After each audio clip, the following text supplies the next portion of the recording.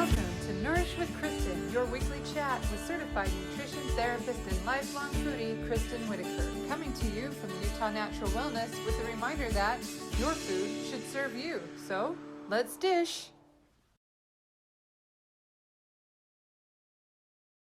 Today we're talking about Thanksgiving. It's only a week and 2 days away. The countdown is on, and I have to admit I haven't even got my menu started yet. It's in the back of my head, but maybe this will help bring it forward a little bit. So Thanksgiving's a little stressful for anybody. Like, do you miss the days when you were a kid and you just showed up with your fork and knife and dug in? It seems as soon as you become the adult, Thanksgiving is a lot more stressful. Now let's factor in the D word. If you're on a diet or if you're cooking for people on diets, Thanksgiving is enough to pull your hair out. And I've been doing this for quite a few years now. I'm still in mourning for the carefree days when we just put whatever we wanted on the table and had a glorious feast. It's a lot more strategic now and it takes a lot more planning, but it's still one of my favorite holidays and it can still be done. So let's talk about Thanksgiving. And if you have tips or questions, put them in the chat and I'd love to address those and hear what you guys are dealing with. So just for a little background, I have multiple special diets in my house. So it's not just a case of going simply gluten-free. That would be a breeze. It's like I have people who can't have eggs and nightshades, and some can't have dairy and some can have a little gluten and some can have no gluten. And yeah, and nothing processed for anybody, and it's kind of a nightmare. So I have a lot of sympathy, and I want to kudos to you moms who are trying, who haven't given up, and you're doing your best, because there should be a medal out there for all of us, don't you think? Okay, so I'm going to cover when to cheat and when not to cheat on a diet, and that goes for you and for the people you're cooking for. And then we're going to talk about ways to deal with hosting and eating at other people's houses and how to deal with that. That can be tricky. Lots of hurt feelings and things can go wrong if the communication is off. And then we're going to talk about what to put on the table so that everybody will be happy. So, all right. Before you sit down at your Thanksgiving dinner and you're thinking, we all have that empty plate and it becomes like a competition to see how much you can pile on that plate. It gets really exciting, and I love to see everybody's combinations, and some people won't let their foods touch and some people pile it on top of each other, and everybody's personality comes out with the way they attack that Thanksgiving buffet, right? Before you get to that point, there needs to be a lot of thought that goes on beforehand. And there's two questions that you should ask yourself. If you are on a special diet or just dieting, ask yourself, why are you on this diet? Because that's going to be the basis of everything that we do next, okay? Why are you on a diet? And then the second question is, what will it cost you to go off this diet for a day? And before some of you are worried or turn me off, actually, most of you can go off diet for the day, and I give you permission to do this. Have fun, enjoy yourself, feast if you'd like. Thanksgiving is a holiday really centered around food, and it demonstrates, if you get a nutritionist or a therapist that says food is just to feed your body, just for energy, just for nutrients, they're so wrong. Food is for joy and for celebration, and food is traditions, and food is feelings, and Thanksgiving wraps all of that up together, right? So food is it's more than our minerals, vitamins, nutrients, fats, proteins, all that. It's so much more than that, and I get that. So ask yourself why you're on a diet before you sit down to this table, okay? In most cases, I dare say most cases, it's okay for you to go off diet for this one glorious meal, right? It's not going to hurt you. If you're just dieting because you wanted to drop some weight, because your long-term goal is to be healthier and stronger and balance blood pressure or regulate blood sugar or things like that, just some general goals and some cosmetics and things, go off diet for a day if you need to. Do what you want, and you'll know what that feels like. That might feel like going hog wild for one meal, and you might be fat dogging on the couch afterwards. You might have to have your turkey pants on, and if that's what you're doing, go for it. Excuse yourself from the guilt and the shame that eat some people up, and just do it. For other people, that looks like tasting some of their favorite things and sticking to mostly whole foods, and that's okay too. Maybe you eat really good for dinner and you go to town on the pies and the cakes and the desserts. Just whatever you're going to do it, okay? If, however, you're on a specific healing diet, it's not so simple. So we're going to talk a little bit more to those things, okay? So the second question I mentioned, why are you, what would it cost you to be off this diet? That's going to change everything. So I've identified 4 reasons that you might not want to break your diet. In fact, 4 reasons you really shouldn't. So let's go over those and see if you fit in any of these categories. So one is if you're new to keto. You're doing the ketogenic diet for health, and you've just started. If your body has not had time to get completely fat adapted, and that usually takes about 6 weeks of strict compliance, then you don't have the luxury of going in and out of ketosis as fast as you want. And having a cheat meal, like maybe just that roll or that slice of cranberry sauce or the mashed potatoes. Oh my goodness, the mashed potatoes, right? That would be enough to kick you out of ketosis, and it might take you weeks to days to get back in. And so you need to think, is it worth that? I put in all this work. Do I mind going back to square one? Or you might be far enough along that you know it's only going to take you a couple days to get back into ketosis. That might be worth it for you. But can you see how there's a cost there? It's not as simple as like, oh, I'll catch up with the scale later. It's a metabolic cost, okay? I've been doing keto long enough that I can go in and out within a day. So I don't think twice about the ketogenic reasons for going off diet. So that's just one example. 2, if you have a food addiction or binge eating issues, you might have to rethink your strategy. And I'm saying that because that's me. So I have gotten to where I can sit around food and I can smell it and love the sight and the fragrance and enjoy the craft of the food and be like, what a beautiful pie, that turned out so good. But I can't just have one bite. If I have a bite, I'm going to eat the whole pie. So that's something to consider too. So the cost for me to have that bite of pie, I can't just figure that in. I have to figure in the whole pie. So that keeps me from eating foods that I don't really truly want. So if it's like a Sara Lee pie, frozen pie that's on that table, I'm like, you know what? I'm okay without that. It's not worth the calories in the whole pan for me. But if it's a homemade pie from scratch, like my grandma used to make, you know what? I might just go for that. But that's an example of where the cost might change your reaction or make you a little more thoughtful, okay? So know your behaviors and your weaknesses and your control. I have control to a certain point and then I lose control, and I've learned to adapt with that. Okay, the next 2 are a little more serious even, because cheating can have more of a physical toll. So that would be if you have food allergies. For example, if you're celiac, don't take a roll. Don't eat the stuffing. Don't touch anything. Even the turkey that had the stuffing in it will be cross-contaminated to a point that it would physically hurt you to eat that. And if you have those food allergies, I don't need to tell you this, but perhaps other people can be more aware if they're passing on that. There's a reason. Food allergies are real. The next point is if you're on an elimination diet. And if you're on an elimination diet going into the holiday, God bless you and I love you. And I say that with so much sympathy because I've dealt with it so much. Elimination diets can be like the GAPS diet, the autoimmune paleo, AIP diet. It can be SIBO diets or Candida protocols, things like that. So why are you on this diet? If you're on one of those, you must have a severe health issue that you are trying to address. What will it cost you to go off this diet? Well, unfortunately, we're dealing with an immune response to food, and going off diet for even a bite can cause an immune reaction that will put you right back at the beginning of your journey. I mean, that sounds extreme, but it can be that extreme for some. And so you need to think, maybe that's something I don't want to do. In the case of my family, most people are in this category, and so the food has to change rather than attitudes. It's not a willpower game. It's a logistic game and a strategy thing. Just a side note, sometimes cross-contamination happens, or you eat a bite of something you thought was safe and then you taste, wait, that's sweeter than I thought. What's in this? Oh no, something happens accidentally. 1, don't freak out. 2, try not to make a big deal because whoever made that dish did not intentionally poison you. And you can really hurt feelings or make people feel bad. Just proceed, calmly. And you can do a couple things to mitigate the response to that. One is to not stop eating it, obviously, and stick to simple whole foods for the rest of that meal.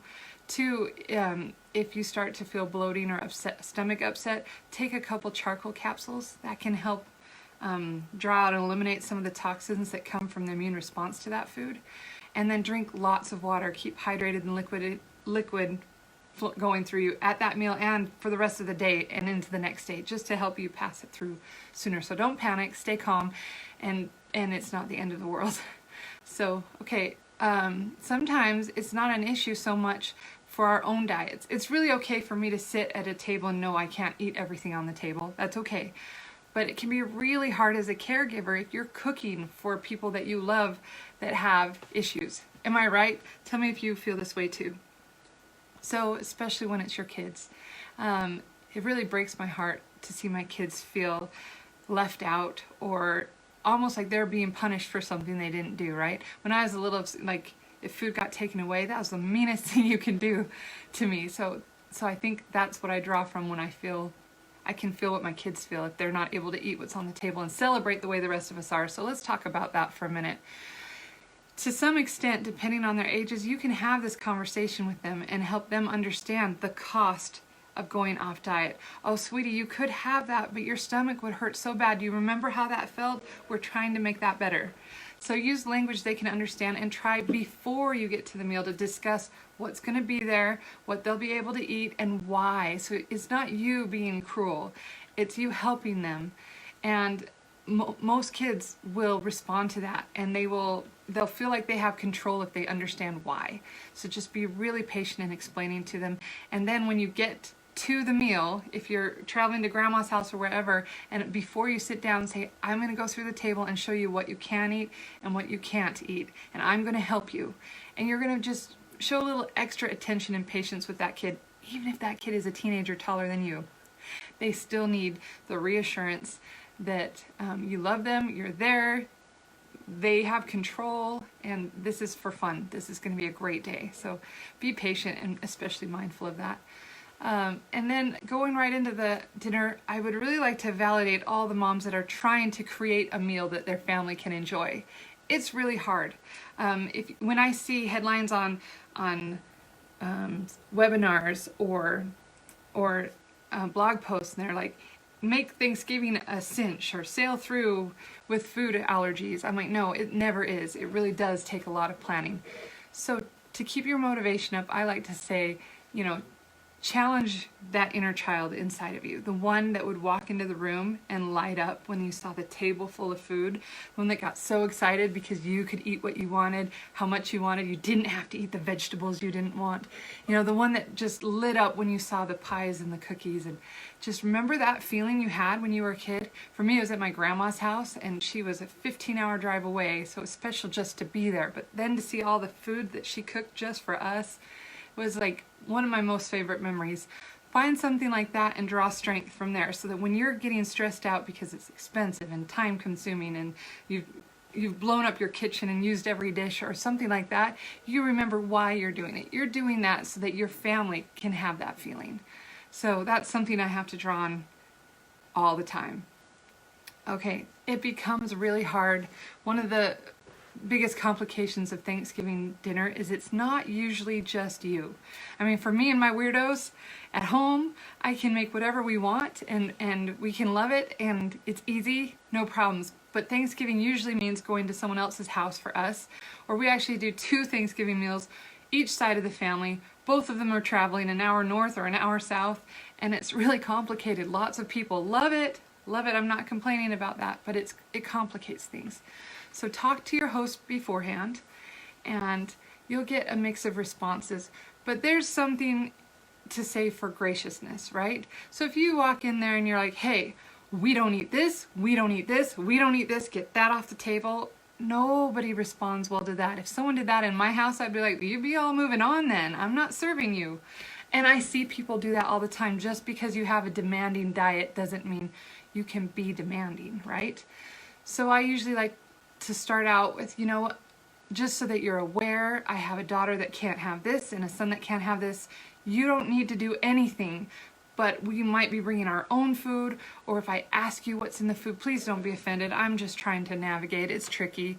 You know, nobody's going to get offended by that, and more often than not, they will want to help. So I've been lucky. We've been doing this for a few years now, quite a few Thanksgivings, and at first it was really hard. I was met with some like, what? She can't eat that because why? Or just let her have pie today. You know, it's a holiday. Oh, just let her have some. Things like that. But with communication and understanding, I was surprised at how supportive my family is. In fact, it got to where at first I would try, nope, I've got it, I'll make it all myself. But they wanted to be involved and they wanted to help. And so by communicating and being gracious both ways, we've made it work. So oftentimes, like for example, my mother-in-law will say, I am making this dish. Is there a way I can make it for everybody? And I'll say, yeah, if you just use this oil and that seasoning, that works. Or I might say, no, but serve that. I know it's a favorite and I'll make a different version of it. Or no, but serve it anyway. It's okay, I've got this. So I was even surprised one time at a meal, my mother-in-law made dessert and I was like, oh, that's nice, because I realized my kids have to look at it and not have any, but she'd paid attention to what we were eating and realized they could have apples. So she put apples in the crock pot with some honey, raw honey on it and some cinnamon, and let them bake till they were soft but not mushy. And you would think my kids were at Disneyland when she put that in front of them. And her face too, because she's like, I did it. I found something they could have, and that was better than any pie they've ever had. So even today, my son's like, are we going to have baked apples at Thanksgiving? He's so excited because I think more than the taste of that food, he can remember how loved he felt and how exciting it was to have something put there just for him. So, yeah, so just be really communicative and gracious with your host. They're trying to. And you might find you have to bring a lot of your own food, or you might find you can work with what's there. So just talking beforehand will help you with that.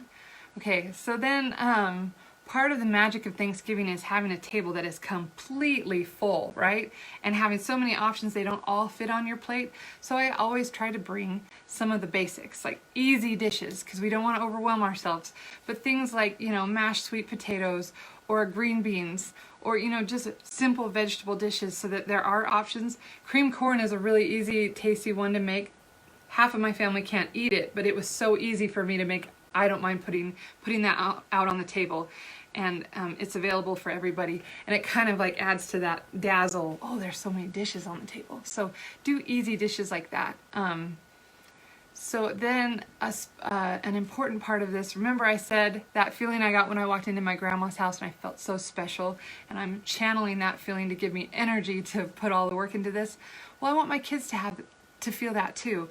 And I'm only one person. I can't make 1,000 different dishes. So what I do is I will interview each kid and my husband before Thanksgiving, and I will say, what dish lights you up? It wouldn't be Thanksgiving unless you had. And I ask them, and I'm always surprised by their answers. So do that. I remember that episode of Friends where Monica's like, what she's cooking for everyone, and oh, but can you do the sweet potatoes with the marshmallows on it? Oh no, I like mine mashed. No, and she's doing sweet potatoes 5 different ways. And I'm not saying you have to do that, but if your kid is living with special diets, they at least deserve to have something light them up. You know, they're worth the extra time to give them something they don't eat every day that will make them feel special. So in my house, just for examples, my husband's easy. He just wants turkey. He just wants the turkey. I'm like, no problem. So one year I actually found maybe it was an 8-pound turkey, and I cooked that whole bird just for him. And it was stuffed with vegetables and things inside that he could have. He was on a beginning stage GAPS, and there was almost nothing he could eat. And my husband eats phenomenal amounts. Like, he's just, eating is his joy, and he's good at it. So I kept it a surprise, but when we sit down for dinner, and I knew he was dreading it, but he looked and there was his seat with a whole turkey on it. His face just lit up, and I'll never forget how excited he was. So that was a win for me. Turkey, that's an easy fix, so you can accommodate that. If you're somewhere where the host is doing a big bird that's been brined in things you can't eat and stuffed with stuff you can't eat, it's pretty easy just to get a turkey leg or a turkey breast or a piece that you can cook and roast for them to have all their own. My son, he surprised me this year. He's like, Mom, I just want gravy. He loves the mashed potatoes. He loves them, but he can't have them right now for the diet he's on. He's like, I can get by with sweet potatoes and I can get by with this as long as I can drown it in gravy. So I promised to make him a spectacular gravy. So that's on my list. My daughter, she's like, Mom, can I have bacon wrapped asparagus? And I said, thank heavens, that one's easy. That's what she wanted. So I've got uncured bacon from the farm that I've been hoarding and saving for a special day that I'll pull out, and I'll do that one. And then also she loves stuffed mushrooms. Every year I make stuffed mushrooms and I put something different in it. So last year was like spinach and artichoke stuffed mushrooms. This year I'm thinking of doing like a fajita blend vegetables and thin sliced meat inside. I love stuffed mushrooms because you can put anything in them and you can fit them to any diet. So that's one of her favorites, thank goodness. So I'll make some of those. And I just do a different flavor every year, whatever I'm in the mood for. So that one's fun. And for me, you know what? I have special diets too, and all I want is something chocolate. Please let there be chocolate. So when I'm going over the dessert table, I'm going to make sure there's a recipe that I remember from college that was my most favorite recipe that I'm going to try to recreate without gluten and without sugar, and I think I can do it. So you know what, spend a little time on what you want to. So at the end of the day, you're like, oh, I'm just gonna eat this. If nothing else worked, I can eat this. So for me, if the rest of the meal goes, not so well, I'll have this. It's a chocolate tart that I'm remaking in my head right now. I'm gonna just sit and have some alone time with this chocolate tart, and everything will be fine. So yeah, make sure you're on that list and interview yourself too to see what you can do. Once you know what everybody needs or wants, then it's time to shop ahead and make your list and write down every element that you'll need so you're not going back and forth to the store, because we all do that, right? And that's the worst. So strategize where and when you can shop and do it as far in advance as you can, and then delegate the steps. For example, my daughter wants those mushrooms and it's her job to wash and hollow them out and put the whole pan of mushrooms there so I can just fill them. And she knows that, and she's willing to do that. And I'll ask my husband, can you chop these vegetables for me so they're ready when I need them? Delegate what you can. And usually if you're very specific in that task, people are happy to do it. And make ahead whatever can be prepped ahead. I have a list of the food I'm making and when it can be prepped by, so that most of it is done ahead of time. So yeah, you have to be strategic. You have to be mindful and you have to be organized, but it can be done. Just don't rush yourself. Give yourself time to think about it. So I'll probably have to start working on this. Today I told you it's in my head, but I haven't written it down yet. I need a written plan. Some questions. I do see some really good tips. So using ingredients that you can have to recreate favorites. You don't have to just search for an AIP recipe or a dairy-free recipe. Search for your favorite recipe, or you probably know it, and then substitute your favorite ingredients. This works awesome if you're making a cream pie. Can you use a cashew cream instead of the dairy? Can you use nuts for the crust instead of flour? Or if you can't have nuts, can you use like dates and tiger nuts or something? Just if you know what you're allowed to use in these special diets, then you can look at your favorites and remake them. Sometimes it works and sometimes it doesn't. I'll tell you, my sister loves this Jell-O pretzel salad. It's not a salad, it's a dessert. It's pretzels and cream cheese and Jell-O, and yeah, it's a very classic dessert around here in Utah. And I remade it for her. Man, every single layer I had to get gluten-free pretzels and dairy-free butter, and I had to get dairy-free cream, and it took forever to make this layered dessert, and when it was done, she loved it, and the rest of us couldn't even stomach it. So some of them don't translate well, some of them do. So do what you can, and you know what? Shoot your favorite recipes into the chat or in our wellness page, Utah Natural Wellness. There are so many gifted chefs in there, and I actually love to look at recipes and convert them or translate them. So let's help each other out and see what we can do. That would be really fun. And stuffing. Okay, stuffing can be done so many different ways. Let's talk about that for just a minute. Last year, so my son can have sourdough, but not regular bread. He just can't digest it very well, but he can have sourdough. So last year I made stuffing, and I used the jalapeno cheddar sourdough from the farm, from Abigail's oven. So I I didn't have any bread on hand, and the only thing I had was a frozen loaf of that. So I cut it up, and it was the best stuffing. It was so delicious. So think about outside of the box, and what do you have that you can use? If they can't do gluten, can they do cornbread? Or if you're like my son or my daughter and my husband, no grains at all, you can stuff with a mixture of root vegetables, and those cook really good in there. And with all the seasonings in there, like you would with the bread, but you're using, maybe you're using sweet potatoes or celeriac, or you're using carrots or even cabbage stuffed turkey is really good. So just think of what you can use before it. I've used cauliflower rice before. I like it in bigger chunks than rice because it'll go really mushy if you have it riced. Let's see what other tips we have in here. Oh, you use cauliflower too. That's awesome.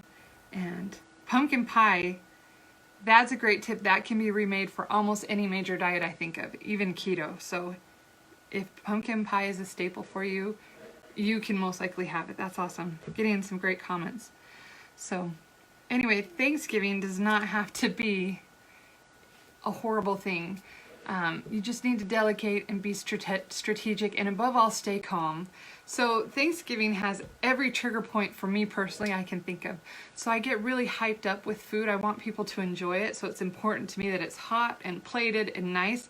And here's Thanksgiving with 1,000 people you're trying to coordinate, one oven for 10 dishes, and the timing, it's so stressful. And there's so many people there that I would like to serve and impress and have them enjoy that I've had my head like explode before and almost have panic attacks.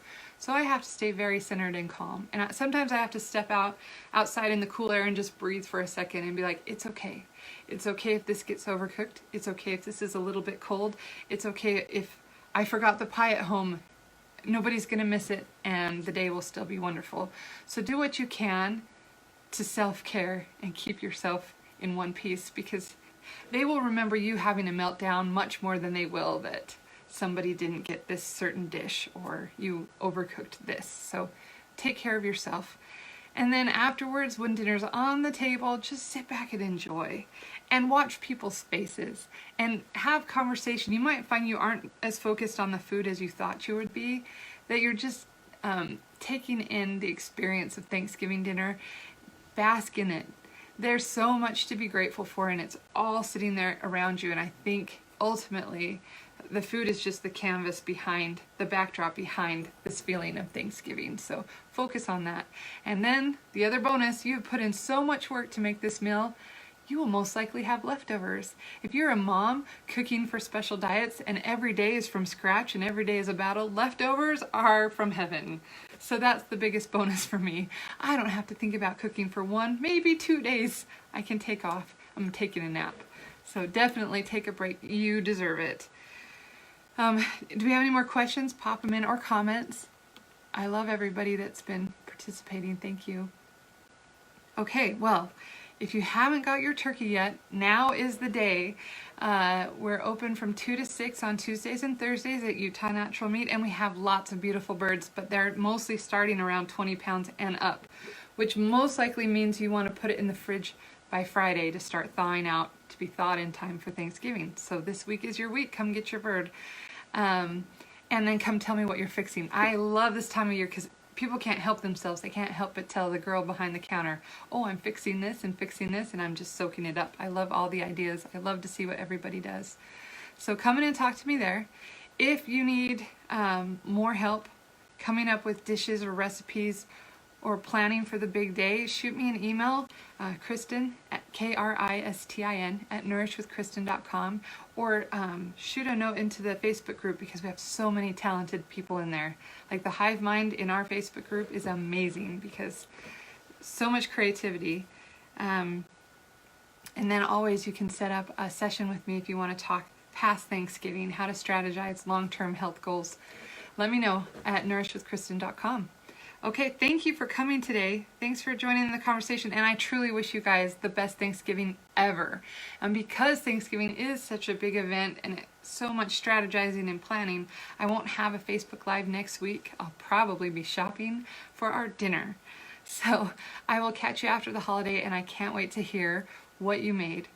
And we'll catch up with you then. Thank you so much.